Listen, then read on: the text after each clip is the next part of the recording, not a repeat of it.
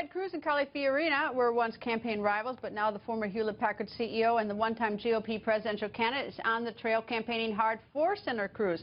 Carly Fiorina goes on the record live from Wausau, Wisconsin. Nice to see you, Carly. Hi, Greta. How are you doing? Good. Carly, I remember 2008, your campaign for Senator John McCain in the great state of Wisconsin. I was covering the campaign. Your thoughts, can you compare and contrast this experience? Well, they're both big buses. Ted Cruz's bus has two little girls on it, and Meghan McCain was a lovely young lady at that point with some of her friends. But I'll tell you what I feel here.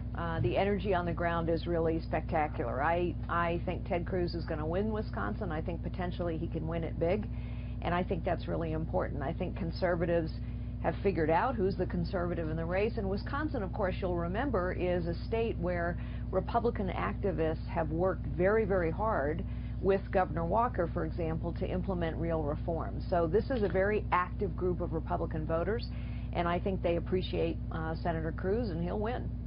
Do they think that back in when you were competing against him, you called him he was one of the insiders. When you go out there on the campaign trail, do the people of Wisconsin, they see him as Washington?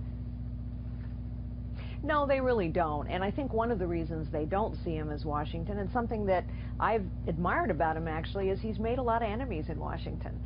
You know, I've challenged the system all my life. It's what you do to go from secretary to CEO. And so I can tell you from personal experience that when you challenge the system, when you challenge the status quo, you're going to do more than ruffle feathers. You're going to make enemies.